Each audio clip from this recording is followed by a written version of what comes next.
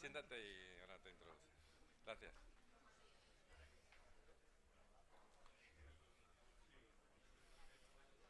Bueno, vamos a ver si recuperamos un poquito del tiempo y nos ponemos al día en la agenda.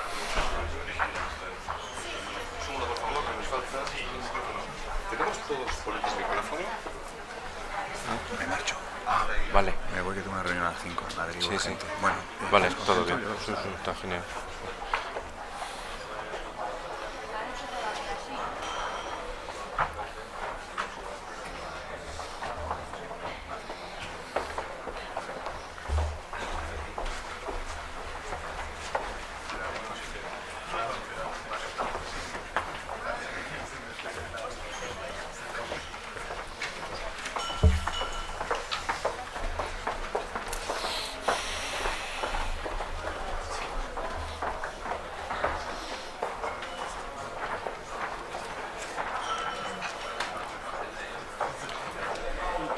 Bueno, quiero a ver si recuperamos un poquito de agenda, pero quiero presentaros a Andreu Bea, que es un gran amigo y uno de los históricos, que no sabía que le iba a liar yo para venir a presentar las siguientes 3 ponencias, ¿no? Entonces, Andreu, por favor. Andreu es uno de los históricos, le llaman de varias maneras, el Connecting People, Nokia, o el Explorer, porque se pasa la vida dando charlas y moviéndose por el mundo, pero sobre todo lo que es un gran divulgador de la grandeza de Internet. Y bueno, él ha llevado numerosos proyectos, es inversor, es profesor de universidad, doctor, bueno, es una gran persona y un gran amante y divulgador de Internet. Yo te paso la palabra, como nos conoces muy bien a los 3, pues nos vas presentando con tu permiso. Muy bien. Vale, gracias. Muchísimas gracias primero por esta introducción.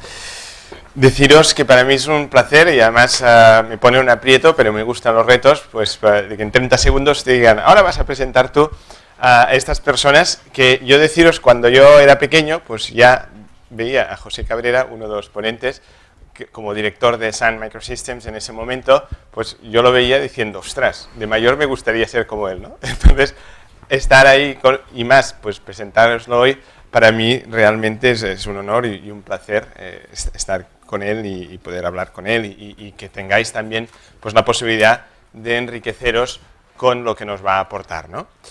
La primera conferencia que vamos a tener va a ser la de Rodolfo Carpentier. Yo os tengo que decir que también, como decía, es un histórico, pero ¿qué quiere decir histórico? Histórico quiere decir de antes del 95, ¿vale? O sea, Internet en este país aparece en los 80 con Felipe García y compañía, otro de los, cuando dice histórico, él es prehistórico, exactamente, ¿eh?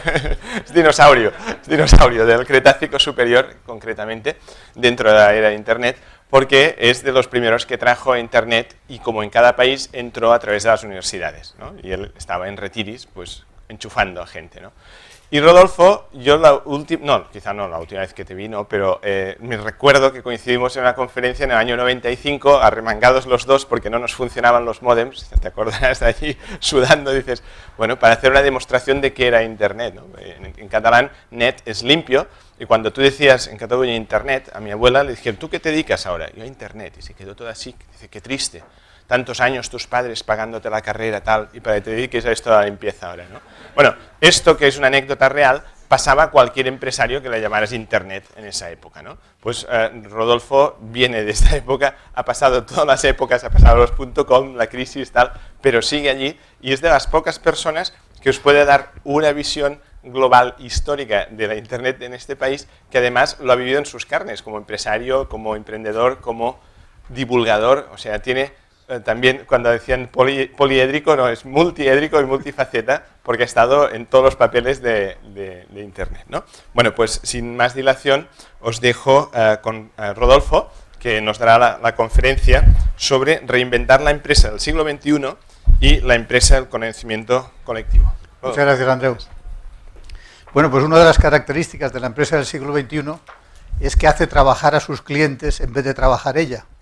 Entonces, lo que os han dado, esas hojitas, post-its amarillos, es para que hagáis lo siguiente. Mientras hago la introducción, que no va a durar más de 10 minutos, pensar en aquella pregunta que realmente queríais que os contestaran hoy, que os contestáramos hoy. Y entonces la escribís, una. Y luego, cuando yo termine la presentación, que van a ser, como digo, 5 a 10 minutos, lo que quiero es que os giréis, hagáis grupitos de 4, porque no me da tiempo a contestar las preguntas individuales de cada uno de ellos, de cada uno de vosotros, y entonces lo que quiero es que en los 4 escojáis de común acuerdo la pregunta que os parezca más interesante de las 4 que tenéis. Y que el que tenga esa pregunta se quede de pie, os volvéis a poner como estáis y me va a hacer la pregunta y yo voy a contestar todas las preguntas de cada grupo de 4 personas que tengan una pregunta seleccionada por ellos. ¿De acuerdo? Bien, ¿qué es una empresa del siglo XXI? Vamos a empezar con un pequeño esbozo de 2 empresas características de este siglo que están, una completamente representativa del siglo pasado y la otra representativa de este siglo, pero todavía en transición. La primera es Exxon. Exxon es una empresa tradicional del sector del petróleo que hasta hace muy poco tiempo ha sido la número 1 de las cotizadas porque tenía la mayor valoración bursátil del mundo. Eso lo ha perdido hace poco con Apple. ¿Cuáles son las grandes diferencias de una empresa y de la otra? Fijaros, Exxon es una empresa que factura, en cifras así genéricas, cerca de 500.000 millones de dólares. Apple factura algo bastante menos, pero tiene mucho más beneficio. Exxon es una empresa que tiene cientos de miles de empleados. Apple es una empresa que tiene 60.000 empleados. Es decir, ¿cuál es un primer balance que tenemos que entender? Tenemos que entender que cada vez más los activos pesados, los activos físicos, valen menos y cada vez más los activos intelectuales, el conocimiento, la gente, vale más. Eso es algo que tenemos que intuir que va a pasar o que está pasando en las empresas del siglo XXI. Hay otra cosa muy importante. Exxon lleva en los últimos 20 años haciendo lo mismo. Prácticamente no ha cambiado nada. Ha cambiado la gestión, han cambiado los gestores, han comprado edificios, han vendido edificios, han hecho pozos, pero realmente no hay gran cambio. Apple en los últimos 5 años ha reinventado 3 mercados. Ha reinventado a través del iPod, ha reinventado el mercado del almacenamiento de música, a través del iTunes ha reinventado el mercado de la distribución de música y con el iPad ha reinventado el mercado de los PCs y ha creado el mercado de los tablets que cada vez es más rápidamente creciente y que está asumiendo un rol de liderazgo absoluto. Bien, para no terminar aquí, porque todo el mundo dice, bueno, esto está muy bien para grandes empresas, pero ¿qué pasa con mi pyme de Logroño? Yo creo que hay 2 tipos de pymes hoy en día. La pyme que nace ya siendo del siglo XXI. ¿Qué es una pyme del siglo XXI? Pues una pyme del siglo XXI es alguien que genera una empresa que desde su incepción, a pesar de que él crea que va a ser una empresa pequeña, es global. No tiene fronteras. Está en Logroño, pero él piensa vender en China, en Japón, donde encuentre los clientes. Es multicultural, porque necesita idiomas diferentes. Es capaz de tener la producción distribuida. Resulta que aquí tiene los mejores matemáticos, en Italia tiene unos diseñadores y en Barcelona otros, la producción la hace en China y sus mayores ventas las tiene en Brasil. Ese es la fotografía de una empresa que nace del siglo XXI. ¿Qué pasa con una empresa del siglo XX y cómo evoluciona una empresa del siglo XX al siglo XXI? Yo tengo una historia que es demasiado larga para contarla ahora, pero la voy a resumir un poco, que es la historia de una empresa, un empresario, tercera generación, que fabrica marcos de cuadro. Cosa más física que esa no creo que pueda haberla. Y con la incorporación de la cuarta generación, que es su hijo, que ha estudiado telecomunicaciones, cambian por completo el planteamiento a través del hijo, que lo que hace es decirle, papá, nosotros podemos vender en el mundo entero. eso de que tú tengas clientes solo en Barcelona y en Madrid, que son tiendas que hacen marcos para cuadros, es un retraso. Yo te voy a dar un modelo distinto. Y ese modelo pasa por utilizar la red, por utilizar los conocimientos, por contratar a gente multicultural. En estos momentos hay una cantidad de conocimiento barato, accesible para todo el mundo, que es increíble. La gente me dice, pero bueno, yo es que no hablo alemán, ¿cómo voy a hacer un estudio del mercado alemán? Es que te traes a La Rioja un chaval que está haciendo un máster en Madrid o en algún sitio de una de las grandes escuelas de negocios españolas, y te lo traes a La Rioja y a lo mejor simplemente por pagar el alojamiento o pagarle 500 euros al mes, te hace un estudio de mercado alemán que te deja patidifuso, y te ha costado 2 meses y medio de tener a un alemán aquí que además está encantado porque ha descubierto el vino de La Rioja, ha trabajado fenomenalmente bien y te ha dado un conocimiento por tres perras, y eso cada vez es más sencillo. O sea, no es que no se pueda cambiar, es que no queremos cambiar. Si queremos cambiar, es fácil cambiar, solo que se cambia cada día un poquito más. Bien, entonces, para no perder más el tiempo, porque lo que quiero es que seáis vosotros los protagonistas, daros la vuelta, reuniros en grupos de 4, leeros cada uno la pregunta que queréis hacerme, y entre los 4 decidir cuál es la pregunta que me tenéis que hacer. El que vaya a hacer la pregunta que se quede de pie, los demás os lo vais a poner. Os doy 3 minutos para eso, ¿eh? Rápidamente, cambiaros rápidamente.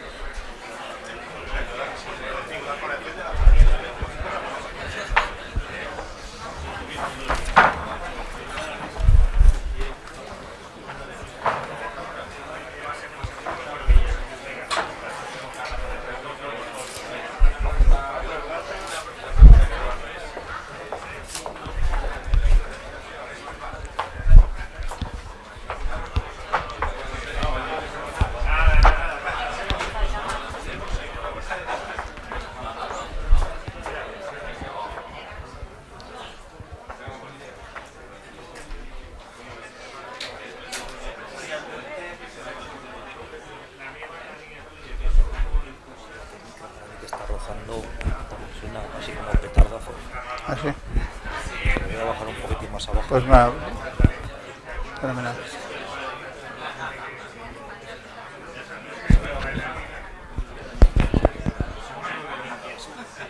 Dos minutos.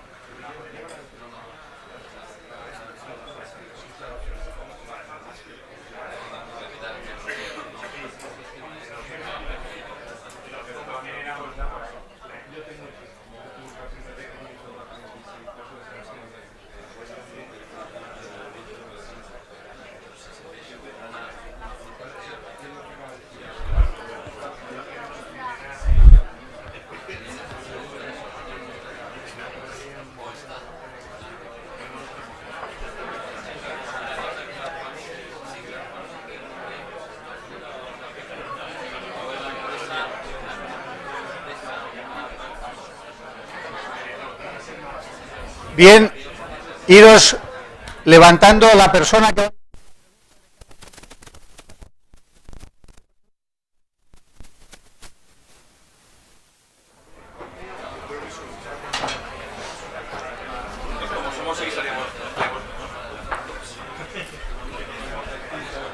A ver, la pregunta que va a hacer...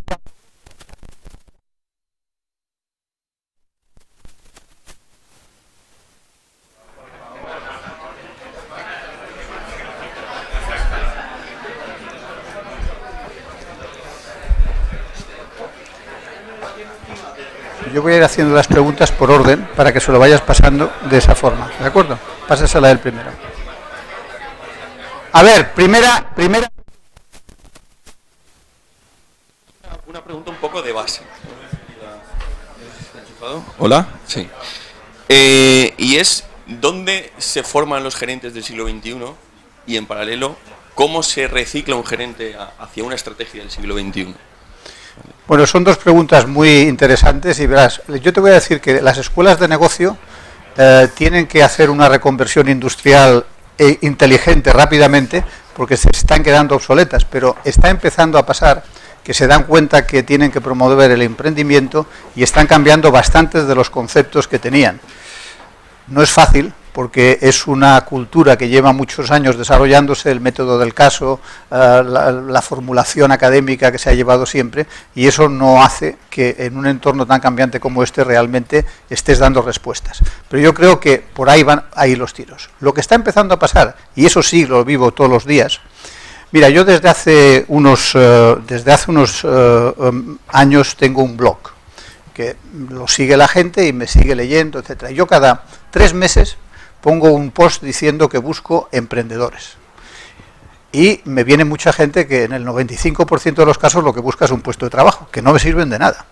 Pero cada vez más encuentro gente como uno que tenemos ahora en una de las empresas, que es un crack, que es un ingeniero de caminos, que estaba en una empresa de construcción y que ganaba más de 200.000 euros, y nos vino a ver y dijo, oye, yo estoy harto de lidiar con ayuntamientos, ver cuándo me van a pagar, reducir personal, esto no es mi mundo. O sea, yo quiero aplicar lo que sé como ingeniero a un mundo nuevo. Bueno, pues está liderando una de las empresas que tenemos y es un crack. Cada vez más gente se está dando cuenta que la forma de aprender es arremangándose. Muchas gracias. Siguiente. Hola, mi pregunta va sobre el teletrabajo. En La Rioja hay muchos profesionales TIC que no tenemos posibilidad de seguir desarrollándonos, cambiar de empresa, hay mucho potencial, con mucho conocimiento. Queremos saber cómo podríamos montar un modelo de teletrabajo para empresas de fuera, me da igual a nivel nacional e internacional, a partir de ese talento, ¿no?, que hay aquí. No llevar el talento donde está el trabajo, sino traer el trabajo donde está el talento. Bueno, yo creo que eso ya existe. O sea, el concepto del crowdsourcing es algo que lleva tiempo en la red. Ahora en España nosotros tenemos una empresa que se llama Attribu, que hace precisamente eso para el sector audiovisual. Pero lo lógico es que si ves las que hay a nivel mundial, que yo sepa hay 5 que se dedican a eso, a poner en contacto a desarrolladores con gente que busca desarrolladores en el mundo entero. Y las hay muchas que son de India y China y de otros países, pero tienes suecos que contratan a españoles o americanos que contratan a españoles. Métete en esas redes, eso no hay que inventarlo, está inventado. Siguiente pregunta. Buenos días a todos. La pregunta son 2 en una, pero más o menos vamos a intentarla hacerla en una. ¿Qué cualificación y qué tipo de personas tiene que ser el que maneje dentro de la empresa la red de estas preguntas de conocimiento? Tiene que ser un ingeniero, un técnico, y cuando está haciendo esas preguntas en el mundo tan amplio que da en Internet, ¿cómo enfocarlas para obtener un conocimiento en función de lo mismo? ¿Qué tipo de cualificación tiene que tener esta persona? Yo creo que eso es muy dispar. Hay gente que es buenísima en la red y han estudiado filosofía y otros que son ingenieros. Yo creo que tiene mucho que ver con el entorno de la empresa, y lo que sí es importante es que esa persona esté en el comité de dirección. Es decir, que cuando quiere hacer cambios pueda hacerlos, porque solo tiene que convencer a 2 personas que están con él en el comité de dirección y tenga la capacidad de conseguirlo. Si realmente lo que hace la mayor parte de las empresas es que contrata a un chico joven teleco que tiene 22 años, acaba de terminar la carrera, le pone allí y nadie le hace caso, no sirve para nada. ¿Puedo abundar un momentito, Rodolfo? Nosotros en la Asociación de Conocimiento Abierto estamos trabajando en un proyecto que os comentaba antes sobre la sabiduría y las mujeres, en las que creemos que cualquier empleada de cualquier empresa se puede convertir en la persona que extraiga conocimiento de la propia empresa, con lo cual puede ser de una empresa aceitunera, una empresa muy sofisticada o no. Es decir, cualquier persona que trabaja en una empresa puede extraer conocimiento de su trabajo, ¿vale? Con lo cual es en total sentido estrictamente amplio. Siguiente pregunta. Gracias. Como pioneros de la nueva era de Internet, ¿cómo creen ustedes que se va a proteger la intimidad de los usuarios y al mismo tiempo usar esas informaciones individuales para que se conviertan en conocimiento colectivo? Yo creo que aquí hay 2 tendencias, la americana y la del resto del mundo. La del resto del mundo es vamos a prohibirlo todo para que no se pueda hacer nada, y la americana es vamos a hacerlo todo y no prohibir nada y vamos a ver luego a ver qué pasa. Y legislar después y adaptarlo. Entonces, ninguno de los dos es perfecto. Yo creo que el problema de la privacidad es también un problema que nosotros intuimos mucho más grave que las nuevas generaciones. Es decir, a nosotros nos parece increíble el que una persona borracha suba una fotografía a Facebook, a su muro, y pueda hablar ahí, pueda, por ejemplo, un posible empleador verlo. Yo recuerdo que hace poco, en una entrevista con un chico joven de 22 o 23 años, le dije, oye, ¿y vosotros estáis preocupados por esto? Dice, yo en absoluto. Dice, si una empresa realmente no entiende que yo cuando no estoy trabajando me divierto como un enano, es que no quiero trabajar para ella. O sea, que es que está cambiando mucho la concepción de privacidad que tenemos nosotros a nuestra edad y la que tiene la gente joven que lo comparte todo. Siguiente pregunta. Hola. En tu calidad de visionario, a nuestro grupo te va a hacer una petición de una visión. Nosotros, nuestro grupo, tenemos unos 45 años en media y según los estudios de longevidad nos quedan otros 40 años más de vida. Y la pregunta es, ¿cómo será el mundo que veremos al final de nuestra historia? Y bueno, un anexo a esa pregunta es, ¿habrá terminado la crisis? Perdona, ¿cómo era la última? La pregunta es, ¿cómo será el mundo que veremos al final de nuestra historia? O sea, dentro de 40 años. Sí, no, pero la última frase. Y la última, si habrá terminado la crisis, entonces. Se habrá terminado antes. Bueno, básicamente yo creo que no puedo presumir de ser visionario.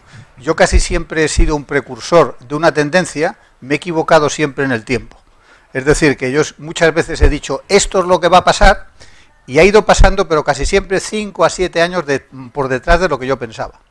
Entonces, una de las cosas que he aprendido es que algo es lo que es posible y otra cosa es lo que es viable. Y no tiene nada que ver lo uno con lo otro. Es decir, tú tienes una tecnología, lo entiendes todo perfectamente, sabes que va a cambiar el mundo, pero el mundo no quiere cambiar.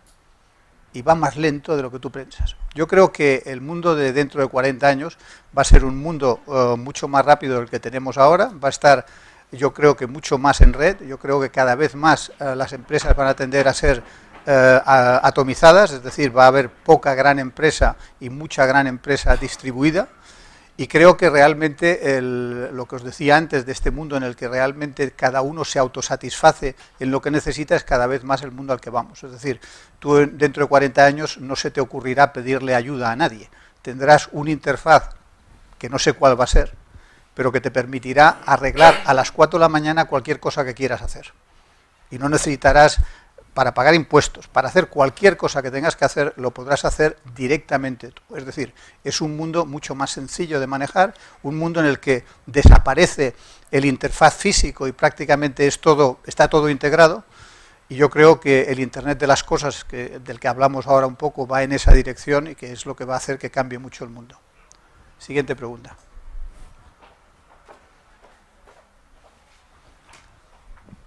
Hola, buenas. A ver, nosotros en nuestro grupo estamos siempre hablando del crowdfunding.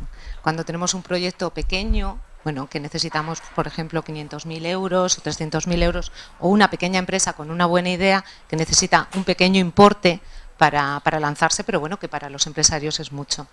¿Considera viable una buena alternativa para la financiación hacer plataformas en Internet de crowdfunding para conseguir con micro aportaciones el sacar esos proyectos adelante? Seguro que sí. Vamos a ver, nosotros tenemos una empresa que se llama AdTribu, que se dedica al crowdsourcing de todos los temas de creatividad. Es decir, puedes pedir un vídeo, lo que tú quieras. Detrás de eso hay una red social de creativos audiovisuales de 125.000 personas. Eso nos ha costado 3 años y mucho dinero construirlo.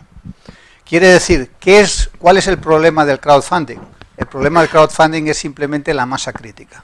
Es decir, funciona cuando tienes 200 o 300.000 personas que están dispuestas a jugarse 100, 200 o 300 euros en una cosa que les divierte, sin saber si van a recibir retorno o no.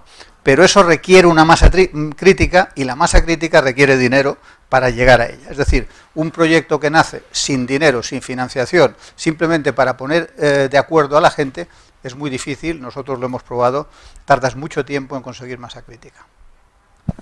Siguiente pregunta. Hola. Hemos hablado de las ventajas sociales y económicas de estas nuevas empresas del siglo XXI y nos preguntamos que para completar el triple balance de las modernas empresas del siglo XXI faltaría cómo integran el tema medioambiental, evidentemente que está tomando el aspecto medioambiental, en el cual estamos inmersos en una enorme crisis. Y me permitiría hacer una pequeña aportación al gran cambio que está haciendo Apple en nuestras vidas, pero Apple tiene un peso medioambiental bastante negativo que a ver hasta dónde acaba, porque está teniendo muchas críticas, sobre todo en Estados Unidos. Yo creo que el problema medioambiental al final es algo que hay que resolver, que tenemos que resolver entre todos y que no es nada sencillo. Está claro que la tecnología consume electricidad, que se calienta y que hace que los ambientes no sean los mejores, ¿no? Yo creo que eso también en el planteamiento del Internet de las cosas se está teniendo en cuenta. Yo creo que va a haber cada vez equipos menos o más tolerantes a todo lo que es el entorno. Y yo creo que lo que es importante es concienciar a la sociedad y a la gente que realmente cuando tú estás en una startup, que lo que no sabes es si vas a llegar a final de mes, decirle encima que piense en si va a poder ahorrarse 20 euros de energía, pues es difícil. Esa concienciación es parte de la educación que tenemos que dar a nuestra gente. Bueno, muchas gracias. Quería preguntar, en los últimos años hemos visto una diversificación de la formación que reciben los jóvenes pues enorme, y en esta nueva época de las empresas del siglo XXI tienen cabida, digamos, todos los jóvenes que salen con una formación tan dispar a la hora de participar en esta transformación o en esta innovación de las empresas. Yo soy optimista, yo creo que realmente la juventud es la que tiene la oportunidad. Es muy difícil que una persona que lleva 50 años siendo operador de una máquina impresora de sobres, que es un caso que conozco personalmente, de repente se convierta en un activo usuario de Internet. Pero un chaval que acaba de terminar la universidad, usuario de Internet ya lo es, o sea que el primer paso ya lo tiene dado. O sea, yo creo que en estos momentos hay un vacío legal o un vacío promocional para los jóvenes, que es eso que dice la empresa tradicional. Pero bueno, ¿yo a quién meto para que se haga cargo de esto? Pues hay un montón de gente joven que se puede hacer cargo de eso. Yo siempre le digo a la gente joven, que cuando me dicen, oye, es que yo no encuentro trabajo, digo, ¿y por qué no te lo haces? O sea, estás en el mundo en el que realmente el trabajo lo creas tú. O sea, lo único que tienes que hacer es escuchar, ver lo que necesita la sociedad, estudiar un poco más y ya tienes la capacidad de hacerlo en un entorno que conoces, y lo único que tienes que hacer es convertirlo en un negocio. Y si me dijeras, hombre, es que estoy dejando de ganar en IBM 10.000 euros al mes, pues es que el coste de oportunidad es muy grande. Pero como que eres un 1000-eurista, pues con 4 cosas que hagas ganas 1000 euros. Entonces, yo creo que en estos momentos, de esa masa de 5 o 6 millones de desempleados, probablemente 1 millón de gente joven podría estar empleada en pymes, ayudándolas a cambiar. Más preguntas. Buenos días. ¿De qué forma se podría implantar en las empresas de base, bueno, que no sean tecnológicas tradicionales, este nuevo modelo basado en el conocimiento, ¿no? En empresas que no sean tan globales, que no Vamos a ver, yo creo que hay dos aspectos. Uno ya lo he dicho, que es el tema del autoservicio, es decir, el conseguir que la gente se ayude a sí misma. Y el otro, que no lo he dicho, pero que es muy importante, es que en Internet lo importante son las conversaciones y los envoltorios. Es decir, no es importante tanto el decir yo vendo un martillo, sino el contar una historia de que mi martillo es diferente. Y eso es algo que hay que aprender a hacerlo. Y lo aprende mucho mejor la gente joven que la gente mayor. Entonces, ¿cómo hace una empresa, esta que decía yo de los marcos? Pues cogiendo a un chaval, en este caso el hijo, que era un teleco, y que dice, oye, yo voy a encargarme de la página web. Pero la página web no va a ser una página web ahí, en medio de la nada, no. Voy a hacer interactuar a los clientes que tenemos, voy a conseguir que esos clientes me dejen hacer vídeos de sus clientes, y voy a crear un entorno alrededor del cuadro, o sea, alrededor del marco, voy a escribir una historia del marco a través de los siglos, o sea, voy a crear algo distinto, una experiencia. Lo que no puedes en Internet es vender como vende el Corte Inglés, porque es que entonces no tienes ninguna ventaja competitiva. Entonces, ¿qué es lo que tienes que hacer si eres una pyme? Tienes que estudiar el entorno, tienes que ver en qué países tienes oportunidades, tienes que ver a lo mejor que resulta que hay un montón de camiones que vienen a España desde Alemania y que son camiones que luego vuelven vacíos y que por lo tanto tienes un recorrido de tu producto físico hacia Alemania muy barato. Todas esas cosas hay que estudiarlas y la gente joven se adapta muy rápido a eso. Yo creo que es un cambio que hay que hacerlo y que todas las empresas que lo hagan realmente tendrán la capacidad desde Logroño en vender en cualquier parte del mundo. Y tengo bastantes casos de esos. ¿Alguna pregunta, Bía? Nosotros tenemos una pregunta, pero un poco parecida. A ver, es cómo transformamos la información que tenemos en las empresas en conocimiento y luego ese conocimiento cómo lo aplicamos en la empresa. Yo creo que el problema del conocimiento dentro de la empresa del siglo anterior es que el conocimiento era poder. Y entonces la gente no quiere dejar el conocimiento que tiene porque entiende que pierde poder.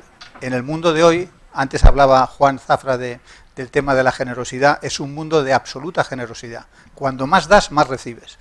Eso es difícil de cambiar. Es decir, en las empresas hay que ser capaces de introducir una nueva mentalidad en la que la persona que más sepa volcarlo en la intranet o en la información que tiene la empresa y que no lo vea eso como una pérdida de poder, sino como una ganancia de su capacidad de ser espléndido con la empresa, de realmente ser una persona que es suficientemente seguro de sí mismo o de sí misma, que realmente lo que da sabe que lo va a recibir con creces. Eso es lo que hay que cambiar y no es fácil. Esa es la parte más difícil, porque la gente no quiere soltar el conocimiento que tiene porque cree que eso es lo que le aferra al puesto de trabajo. Y es un error. En la historia actual, cada vez más el puesto de trabajo que tienes está a punto de desaparecer. Luego realmente no tiene ningún sentido el estar aferrándote a él. Lo que tienes que hacer es ser capaz de reinventarlo.